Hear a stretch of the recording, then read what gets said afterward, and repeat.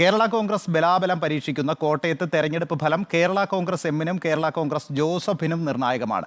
ആത്മവിശ്വാസത്തിലാണ് ജോസഫ് വിഭാഗത്തിൽ. Exit poll ഫലങ്ങളിൽ മാണി വിഭാഗം ഇതുവരെ പ്രതികരിച്ചിട്ടില്ല. LDFിൽ കേരള കോൺഗ്രസ് എമ്മും UDFിൽ കേരള കോൺഗ്രസ് ജോസഫ് വിഭാഗവും അവിഭാജ്യ ഘടകമാകുമോ അപ്രസക്തമാകുമോ? ഈ ചോദ്യത്തിനുള്ള ഉത്തരമായിരിക്കും കോട്ടയത്തെ തെരഞ്ഞെടുപ്പ് ഫലം. ഉപതെരഞ്ഞെടുപ്പിൽ മത്സരിച്ചു പരാജയപ്പെട്ട കേരള കോൺഗ്രസ് എമ്മിന് ചെയർമാൻ ജോസ് കെ മാണിക്ക് അതിനിർണായകമാണ് തെരഞ്ഞെടുപ്പ്. രാജ്യസഭാ സീറ്റ് അവകാശമാണെന്ന് വാദിക്കുമ്പോഴും കോട്ടയത്ത് അടിതെറ്റിയാൽ വാദമുഖങ്ങളൊക്കെ പൊളിഞ്ഞു വീഴുമെന്ന് കേരള കോൺഗ്രസ് എമ്മിനും അറിയാം.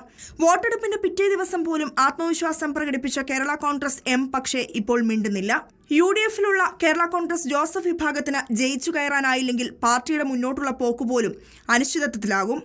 കേരള കോൺഗ്രസ് എമ്മിനെ തിരികെ വിളിക്കാൻ UDF തീരുമാനിച്ചാൽ എതിർപ്പറിയിക്കാൻ പോലും ആകാത്ത വിധം ദുർബലമാകും. എന്നാൽ UDF കോട്ടയായ കോട്ടയം കൈവിടില്ലെന്നാണ് ആത്മവിശ്വാസം. വോട്ട് ശതമാനം കൂട്ടാനായിരുന്നു സ്ഥാനാർത്ഥിയായി തുഷാർ വെള്ളാപ്പള്ളി എത്തിയത്. ആ ലക്ഷ്യം നേടുമെന്നാണ് NDA പ്രതീക്ഷ. 65.61% ഇത്തവണ കോട്ടയത്തെ പോളിംഗിൽ മുന്നിൽ വൈക്കവും ഏറ്റവും കുറവ് പോളിംഗ് കടുത്തുരുത്തിയിലുമായിരുന്നു. റിപ്പോർട്ടർ, കോട്ടയം.